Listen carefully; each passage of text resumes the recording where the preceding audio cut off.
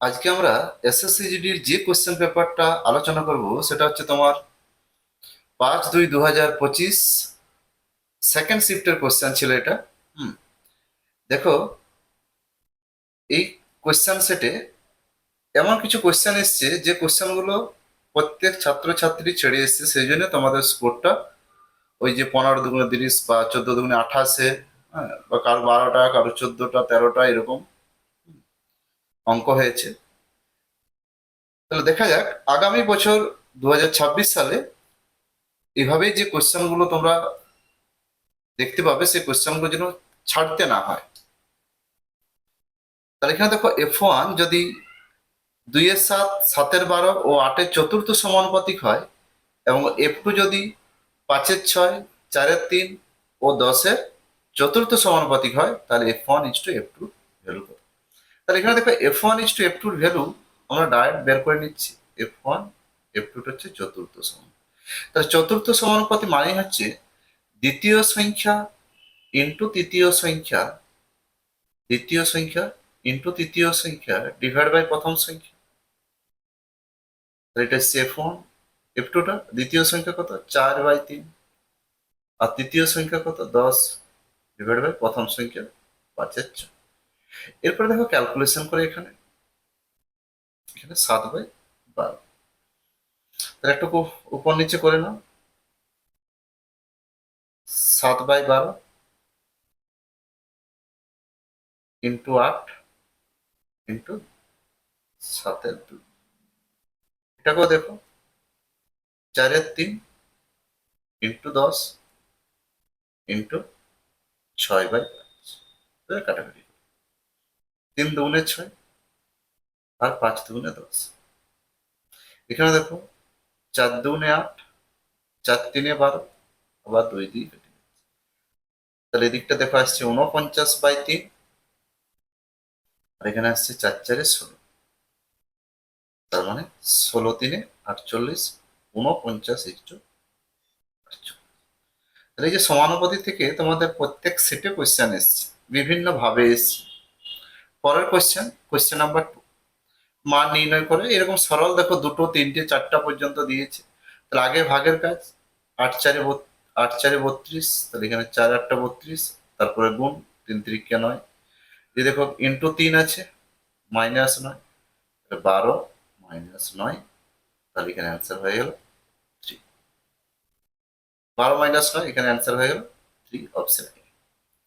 পরের কোশ্চেন কি আছে? কোশ্চেন নাম্বার 3, একজন দোকানদার একদম 500 টাকা একটি পণ্য কিনেছে, 28% লাভে বিকছে। তাহলে 500 টাকা কেনা দাম, তাহলে কেনা দাম থেকে বিক্রি দামে গেলে 100 নিচ্ছে, আর 100-র সাথে লাভ পার্সেন্টেজ যোগ, ক্ষতি হলে বিয়োগ।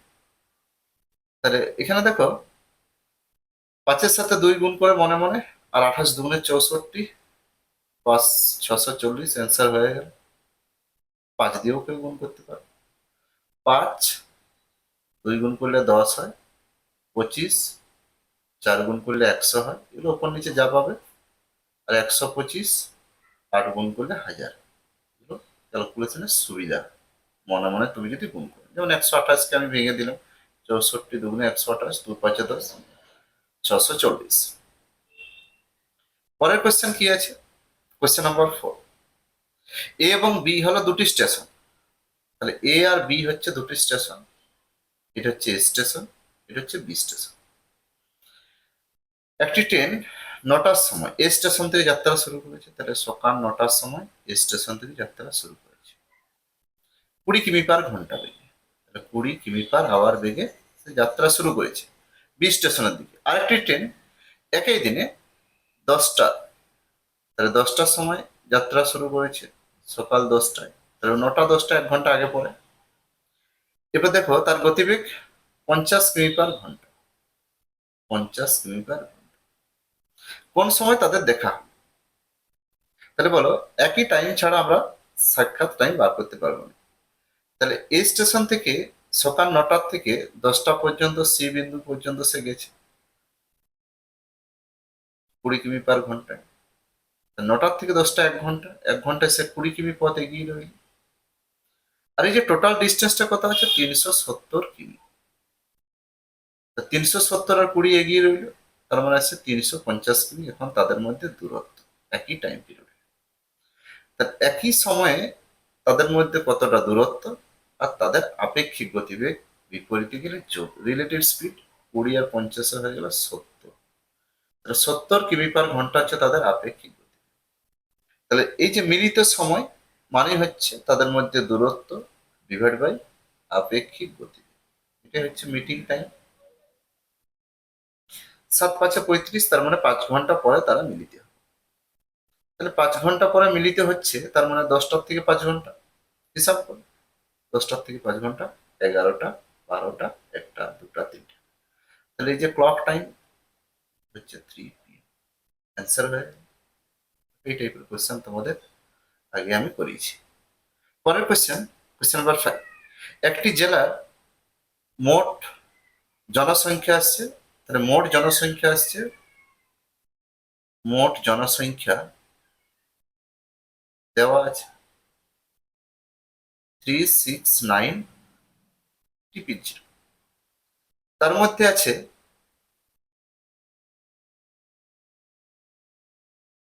পুরুষ, তাহলে এখানে দেখো পুরুষ, এতজন পুরুষ, তাহলে পুরুষ আছে 186 TPG। তাহলে মহিলা কতজন? মহিলা আছে এখানে দেখো 183 TPG। এবার স্বাক্ষর পুরুষ মহিলা, এই যে স্বাক্ষর মেল ফিমেলটা কত আছে? 369 TPG। তার দেখো 45%, 45%। ক্যালকুলেশন করো, 45 দিয়ে গুণ করো, প্রথমে 5 দিয়ে, 9 দিয়ে, এখানে তোমরা ক্যালকুলেশন করবে 16605। এতজন হচ্ছে স্বাক্ষর পুরুষ মহিলা। তাহলে স্বাক্ষর স্বাক্ষর মেল কতজন আছে? স্বাক্ষর মেল 186, এতজন যে 186 TPG, এটা ছিল তোমার পুরুষ, তার 45%। এটা ক্যালকুলেশন করো, এখানে পাবে 83,83,700। তবে স্বাক্ষর মহিলা কত পাবে? স্বাক্ষর ফিমেল, তাহলে এখানে দেখো স্বাক্ষর ফিমেল পাবে তোমার পুরুষ মহিলার থেকে যেটা ছিল সেটা বিয়োগ করে দাও, 83,700 বিয়োগ করো, 82,350 জন স্বাক্ষর ফিমেল। তাহলে বেশ স্বাক্ষর ফিমেল পার্সেন্টেজ, স্বাক্ষর female percentage 82350 divide by total দেখো মহিলা সংখ্যা আছে 183 TPG ইন্টু 100। এবার ক্যালকুলেশন করো, এটা দেখো 45 কাটবে, অ্যান্সার হয়ে গেল 45%। খুব ভালো একটা কোশ্চেন, এমনকি সময় সাপেক্ষ। পরের কোশ্চেন, কোশ্চেন নাম্বার 6। একটি শার্টের দাম প্রথমে 15% বৃদ্ধি করা হয়, তারপর 12% হ্রাস করা হয়, তারপর আবার 8% বৃদ্ধি হয়। তাহলে 100-এর উপর অ্যাপ্লাই করো সাকসেসিভ। 15% বৃদ্ধি মানে 115/100, তারপর 12% হ্রাস মানে 88/100, তারপর দেখো 8% বৃদ্ধি মানে 108/100। 1 দশমিক স্থান পর্যন্ত নিতে বলেছি, 0 0 কাটো। আবার 4×2=8, 4×2=8, 4×5 শেষ হল, 5×5=25, 5×2=10, 5×3=15। এভাবে তোমরা গুণ করো। তার উপর নিচে আমরা এখানে যদি আবার সেই 5×2=10 করলাম 1000, আর 44 আর 23 আর 108 গুণ করছি, তার নিচটা আমরা 1000 রাখলাম, উপর নিচে যদি গুণ করে দিই 2, 44, 23 আর 108 গুণ করো 109,296 পাবে। ঠিক আছে, তার এখানে আসছে দেখো 109.296। এখান থেকে দেখো 100 যদি বিয়োগ করে দাও, 100 থেকে 9.296 বেশি, ইয়ার অ্যাপ্রক্স ভ্যালু হচ্ছে 9.3%। 9.3%। পরের কোয়েশ্চেন নাম্বার 7। একটি আয়তঘনকের দৈর্ঘ্য, তাহলে দৈর্ঘ্যটা দ্বিগুণ করা হয়, মানে আগে ধরো দৈর্ঘ্য এ ছিল, এখন দ্বিগুণ করা হলে 2a। উচ্চতাটা তারপর লিখছি, তারপর দেখো প্রস্থটা 3 গুণ করা হচ্ছে, তাহলে প্রস্থ বি 3a করে দিলাম, আর উচ্চতা হচ্ছে সি, সেটাকে হাফ করা হচ্ছে, সেটাকে হাফ করা হচ্ছে মানে সি বাই 2। তাহলে আগে আয়তন ছিল এবিসি, আর এখন হয়ে গেল 2 দিয়ে কাটলে 3abc, তাহলে এখানে আসছে আমার 3 আয়তন। পরের কোয়েশ্চেন নাম্বার 8। একজন অসাধু দোকানদার তার, দেখো এখানে ভগ্নাংশ আসবে বলে আমি লিখে নিই। একজন অসাধু দোকানদার তার পণ্য ক্রয়ের মূল্যে বিক্রি করার প্রতিশ্রুতি দেয়, কিন্তু এমন একটি বাটখারা ব্যবহার করে যেটির ওজন তার চিহ্নিত ওজনে 21% কম। তাহলে দেখো 1 গ্রাম মানে যদি 1% মানে যদি 1 গ্রাম ধরি, তাহলে 100 গ্রামের মধ্যে সে 21 গ্রাম কম দিচ্ছে, তার মানে সে দিচ্ছে কত? 79 গ্রাম। তার লাভ কত হচ্ছে? 21 গ্রাম। তাহলে 21/79 × 100, এটাই তার লাভ পার্সেন্টেজ। এরপর দেখো এখানে 21/79, তাতে তুমি ক্যালকুলেশন করো, ভাগ করো 79 দিয়ে, 26×46/79, ভাগগুলো নিজেরা করবে।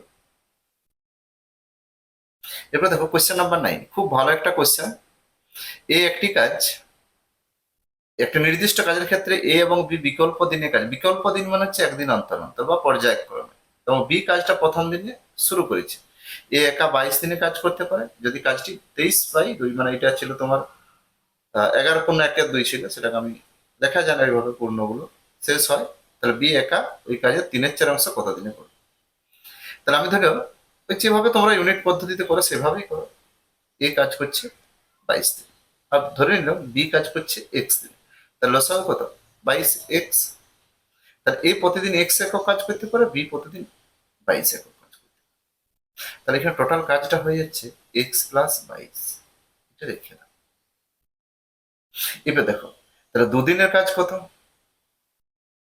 এবার দেখো এরা কাজ করেছে 11.1/2 দিন, তার মানে কাজের ভাগটা করে নিচ্ছে। প্রথমে বি কাজ করছে, বি 5 দিন, এ 5 দিন, তারপর আবার দেখো বি 1 দিন, আবার এ শেষে কাজ করছে 1/2 দিন। তাহলে এইভাবে কাজটাকে ভাগ করে দিই। এই 23/2 যেটা আমি লিখেছি ওটা দেখবে তোমাদের কোয়েশ্চেনে আছে, 23/2টা লেখা আছে 11.1/2 দিন। তাহলে এই কাজটা তোমাকে ভাগ করে নিতে হবে, ঠিক আছে? তাহলে এখানে বি 5 দিন, এ 5 দিন, আবার বি 1 দিন, শেষে আবার এ হাফ, এভাবে কাজটা। তাহলে এখানে দেখো এই দুদিনের কাজ হচ্ছে, দুদিনের কাজ হলো x+, তাহলে এখানে দেখো 5 দিয়ে 10 দিনের কাজ, 5x+110, তাতে এখন এবার দেখো বি 1 দিনে কতটা কাজ করছে, বি 1 দিনে কাজ করছে, বি এমনিতে দেখো 1 দিনে কাজ করতে পারে 22 একক, 22 একক। এ হাফ দিনে কতটা কাজ করবে, এ হাফ দিনে কাজ করবে x/2, প্রতিদিন তো x একক কাজ করে, 22 একক। তবে টোটাল কাজটা হিসাব করো, টোটাল কাজটা দেখো, আমার তো 22x টোটাল কাজ, তাহলে 22x সমান, তাহলে 5x+110 প্লাস 22 আর প্লাস x/2, তাহলে এটা দেখো 22x থেকে টোটালটা যদি বিয়োগ করো, তো এখানে 11, 22x, আর এদিকটা সমান 5×10 রেখে 11x/2, এখানটা যোগ করে দাও 132। তাহলে এটা যদি বিয়োগ করো তাহলে 22×44, তাহলে 33x/2 সমান আসছে 132। 33 4 দেখো 132, তাহলে x সমান হয়ে গেল। তাহলে বি সম্পূর্ণ কাজটা করে 8 দিন। তাহলে বি ওই 3/4 কাজ কত দিনে করবে? 3/4 কাজ 4 × 2 = 8, 3 × 2 = 6, সে 6 দিনে কাজটা করবে। খুব সুন্দর একটা অঙ্ক তোমাদের আগামী পরীক্ষার জন্য তৈরি থাকবে। কোশ্চেন নাম্বার 10, দুটি সংখ্যার লসাগু গসাগু যথাক্রমে দেওয়া আছে, তার অন্য সংখ্যাটি কত? তাহলে দেখো, লসাগু ইন্টু গোসাগু ডিভাইড বাই একটি সংখ্যা, তাহলে 24 দিয়ে ভাগ করো, 4 6 4 24, 4 4 16, 4 2 8, 42 অ্যান্সার হয়ে গেল। খুব সহজেই কোশ্চেন এগুলো। কোশ্চেন নাম্বার 11, এটারও দেখো মান নির্ণয়। তাহলে দেখো 7 তেরো 91, তাহলে এখানটা 7 তেরো 91, 16 4 64, আর এখানে দেখো 17 8 থেকে 6 2 বিয়োগ করলে 6 হয়, 6 6 কেটে যাচ্ছে, 17/6 ইন্টু 6, 6 কেটে গেল, 17 6 কত আসছে? 17 6 এখানে যোগ করে দেবো, 33, 6 13, তাহলে এবার 13 3 39, 13 3 39, তাহলে এখানে তোমার আসছে 429।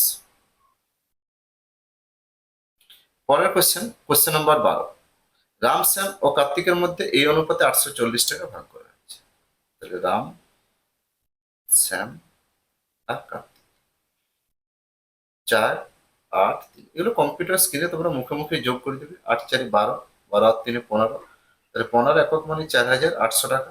তাহলে 1 একক মানে কত? 15 দিয়ে কাটো, 15 3 45, 15 2 30, 320 টাকা। আর এখানে তোমার চেয়েছে কি শ্যামের অর্থের পরিমাণ 8 একক, তাহলে 8 একক মানে 0, আর 2 মানে 16, আর 3 24, আর 1 25, 2560 টাকা, অপশন এ। পরের কোশ্চেন, কোশ্চেন নাম্বার 13, আবার মান নির্ণয়। 4 11 44, ঠিক আছে, ইন্টু রইল 8 6 48, আবার দেখো প্লাস 21/5, আবার এটা বিয়োগ করলে 5ই আসে, তাহলে 5 5 কাটি যাচ্ছে, তাহলে 11 ইন্টু 21 আর 6 যোগ করলে 27, তাহলে 11 দ্বারা গুণ করার নিয়মটা জানো তো সবাই? হ্যাঁ, এখানে 7, এখানে দেখো 7 আর 1 7 8 9, আবার 7 1 7 9 যোগ করে দাও, আবার 2 2 9 7। পরের question, question number 14, Anwar Amit আর গোপালের গড় ওজন 46 কেজি। তাহলে দেখো এখানে আনোয়ার অমিত আর এখানে গোপাল, গোপালের গড় ওজন 46 কেজি, তাহলে টোটাল ওজন কত? 3 দিয়ে গুণ করে দাও, তিনজনকার গড় ওজন আছে, তা 3 দিনে 6 3 18, 35 কেজি আছে। এখানে এটা 35 কেজি ছিল, এই 45 কেজি, তাহলে এখানে এটা 45 আছে, 135 কেজি। আর কার আছে? আনোয়ার আর অমিতের গড় ওজন দেওয়া আছে, তাহলে এদের মোট ওজন কত? 43 ইন্টু 2 সমান আসছে 86 কেজি। তাহলে এখান থেকে তোমরা আনোয়ার আর অমিতকে বাদ দিলে গোপাল একটা পাবে, গোপালের মোট ওজন পাচ্ছ তোমরা এখানে 49 কেজি। তাহলে অমিত আর গোপালের টোটাল ওজনটা কত? 42 ইন্টু 2 সমান আসছে 84 কেজি। তাহলে এখান থেকে যদি গোপালের ওজন যদি বাদ দিই 49 কেজি, তাহলে আমরা অমিতের ওজন পেয়ে যাবো 9 5 14, 5 আর 3 8, 35 কেজি। কোশ্চেন নাম্বার 15, অভিন্ন বার্ষিক সরল সুদের হারে অমিত এত টাকার, আর অমিত আর গোপাল এত টাকা বিনিয়োগ করে গোপাল যদি 6 বছর পর অমিতের থেকে এত টাকা বেশি সুদ পায়। দেখো এই টাইপের অঙ্ক এসছে, তাহলে এখানে দেখো 9,400 টাকার উপর 8% সুদের হারে 6 বছরের সুদ, আর 5,400 টাকার উপর 8% সুদের হারে 6 বছরের সুদ যদি আমার 960 টাকা হয়, তাহলে এখানে দেখো 6 আর কমন নিয়ে নাও, 0 0 কাটে দাও, 6 আর কমন নিয়ে নাও, গুণ করার প্রয়োজন নাই। 94 থেকে 54 বিয়োগ করো সমান 960, তাহলে 6 আর এখানে দেখো 54 এই দিকটা আসছে 40 সমান 960, 0 4, দেখো 4 দিয়ে কাটো, 4 2 8, 4 4 16, 4 6 6 4 24, তাহলে সুদের হারটা হয়ে যাচ্ছে 4%। তারপর দেখো মহেশের কাছে এত টাকা আছে, তিনি ওই অর্থরাশি তার ছেলে বিজয় আর অজয়। তাহলে এই যে বিজয় আর অজয়, বিজয় আর অজয়ের মধ্যে 10% চক্রবৃদ্ধি সুদের হারে সে বিনিয়োগ করেছে। তাহলে এটা কিভাবে করবে? 10% সুদের হারে মানে 110:100। আগের ভিডিওতে দেখিয়েছি। তাহলে এখানে দেখো 11:10, এবং টোটাল ইউনিটটা কত আসছে? 21 একক। তাহলে 21 একক মানে হচ্ছে এখানে টোটাল 1617 টাকা। তাহলে 1 একক সমান কত? 1 একক সমান আসছে 77 টাকা। 1 একক সমান আসছে 77 টাকা। ক্যালকুলেশনটা করবে। আর এখানে কার কার টাকাটা চেয়েছে? তোমার বিজয়ের 11 একক। 11 একক মানে 7, 7 7 14, আর 847 টাকা। পরের কোশ্চেন নম্বর 17। একটি গ্রুপে 30 জন শিক্ষার্থীর গড় বয়স 18 বছর। ঠিক আছে। শিক্ষকের বয়স অন্তর্ভুক্ত করলে 1 বছর বাড়ে যায়। তার মানে 18 ছিল, এখন 1 বাড়িয়ে যাচ্ছে। তাহলে 30 জন, আর শিক্ষক নিয়ে 31 জন, তাহলে 31 জনের 1 করে গড় বৃদ্ধি, বয়স হয়ে গেল 8 আর এখানে 49 বছর। তবে দেখো কয়েকটা ভালো কোশ্চেন আছে। একজন ব্যবসায়ী একটি বস্তুর ক্রয় মূল্যের উপর 20% বেশি মুদ্রিত মূল্য নির্ধারণ করে এবং তার উপর 20% ছাড় দেয়। তাহলে 10 মানে 20% বাড়াচ্ছে, 20% কমাচ্ছে। তাহলে মোটের উপর আমার কি হচ্ছে? x² / 100% ক্ষতি হচ্ছে। এটা তোমরা সূত্র জানো। তাহলে 400/100 মানে 4%। ছেলে একটু লেগে গেছে পায়ে, তাড়াতাড়ি ভিডিওটা বানিয়ে দিই। মনোজের কাছে এত টাকা আছে, সেম পদ্ধতি। পরপর বছর থাকলে 8 আছে, তাহলে একটা 108 আর একটা 100, এভাবে ধরে নিবি। আনন্দ আর অনিল, তাই মনোজ আনন্দ আর অনিলকে দিচ্ছে। তাহলে প্রথমটা হচ্ছে আনন্দ, আর এটা হচ্ছে অনিল। এবারে ক্যালকুলেশন করো। 4 দুগুণে 8, 4 7 28, 4 25 আনুপাতিক সমষ্টি 7 5 12, 52 একক। তাহলে 52 একক মানে 1612 টাকা। 1 একক সমান কত? 1612 / 52, 2, 4 13 52, 4 4 16, 4 3 12, 13 3 39, 13 মানে 31 টাকা আসছে 1 একক। এবারে দেখো মনোজ আনন্দকে কত? তাহলে আনন্দ আসছে এখানে 27 একক। 27 একক মানেই হচ্ছে 27 × 31। এবার গুণ করে নাও, 27 × 31 কত আসছে? সম্ভবত তোমাদের এখানে 7 একে 7, শেষে 7 তো একটাই আছে, 837 টাকা। Last question number 20। তাহলে 170 আর 400 মিটার, 480 মিটার দৈর্ঘ্যে, তাহলে দুটো ট্রেন একই দিকে ছুটেছে। তাহলে একটা আসছে 170 মিটার, আর একটা আসছে 480 মিটার। একটার গতিবেগ আছে 70 কিমি/ঘন্টা, আর একটা আছে 80 কিমি/ঘন্টা। তাহলে আপেক্ষিক গতিবেগ কত? আপেক্ষিক গতিবেগ হয়ে যাচ্ছে 10 কিমি/ঘন্টা। ঠিক আছে, এখানে অ্যান্সারটা ভুল হওয়ার চান্স কোথায়? এ দেখো মিনিটে চেয়েছে। তাহলে আপেক্ষিক গতিবেগ ইন্টু 5/18, এই 8 কিমি/ঘন্টাকে 8 মিটার/সেকেন্ডে ট্রান্সফার করে দিলে 5/18 দিয়ে গুণ, মানে 50/18। তাহলে এখানে দেখো মোট দৈর্ঘ্যটা কত আসছে? 170 আর 480। টোটাল দূরত্ব আপেক্ষিক গতিবেগ, এটি হচ্ছে অতিক্রম করার সময়। তো এখানে 8 8 7 15, 4 একে 5, 4 একে 6, 650 / 18/50, 0 0 5 13 65। তাহলে 13 × 18, এত সেকেন্ড পেলে। এবার সেকেন্ডকে যদি তুমি মিনিটে ট্রান্সফার করো, 60 দিয়ে গুণ করো, 6 3 18, 13 3 39/10। তাহলে এখানে অ্যান্সার হয়ে গেল 3.97। এরপরেও যদি তোমাদের কোনো অঙ্ক অসুবিধা হয় আমাকে মেসেজ করবে। তোমাদের কমেন্ট বক্সে আমি হোয়াটসঅ্যাপ গ্রুপের লিঙ্কটা দিয়ে দেবো, সেখানে জয়েন করবে। তাহলে তোমরা আরো কোশ্চেন পেয়ে যাবে ওই গ্রুপে, হোয়াটসঅ্যাপে।